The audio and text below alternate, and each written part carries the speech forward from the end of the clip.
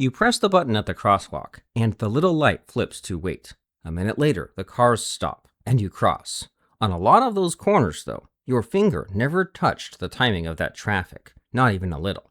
The button did nothing to the street, and it still did something to you. Two people stand on the same corner, waiting the exact same 90 seconds. One stands there with empty hands, watching cars slide by and feeling every second of it.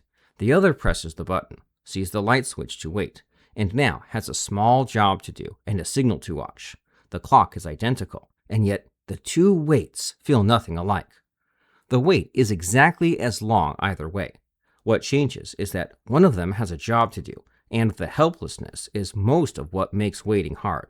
That turned up in a study about noise, built around a button nobody needed to press. In 1972, two psychologists, David Glass and Jerome Singer, played loud, unpredictable noise at people while they worked. Half of them were given a button to stop it. The button almost never got pressed, but the people who had it shrugged off the noise faster afterward, recovered better from the frustration than the ones without it.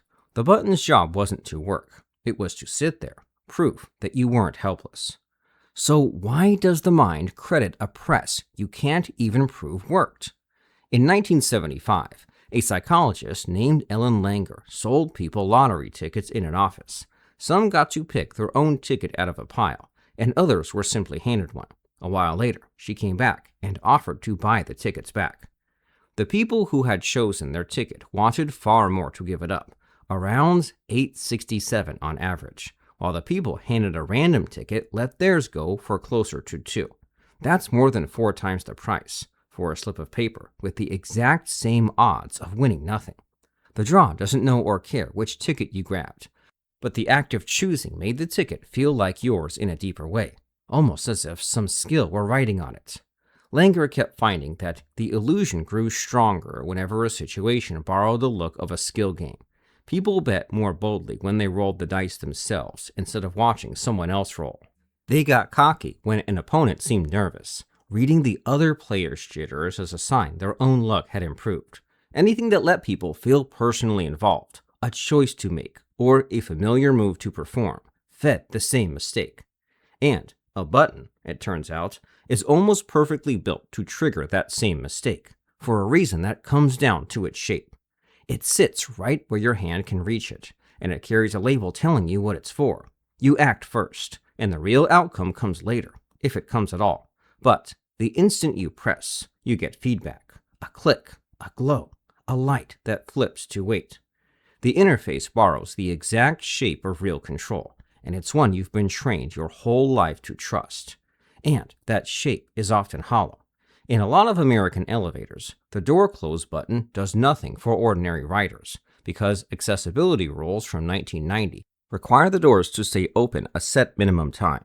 Those doors are on a timer. Your thumb has nothing to do with it.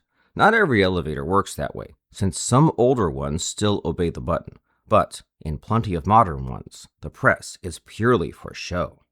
The Crosswalk tells the same story with a twist. By 2004, New York City said more than 3 out of 4 of its pedestrian buttons no longer affected the lights. And yet, some still work under narrow conditions, like late at night when traffic thins out. Most aren't flat-out fake, just conditional, working in some hours and not others, in a way you can't really judge from the curb.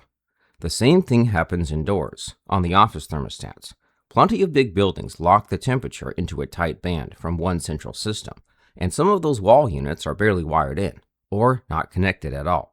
They get installed partly to cut down complaint calls, so that someone who feels cold can nudge the dial, feel heard, and stop phoning the facilities desk, even though the building never actually moved. This comes from consultants and staff who install these systems, not from any formal audit. The dial can do almost nothing to the room, and still leave the person who turned it feeling better. A progress bar can glide smoothly while the real work stutters underneath.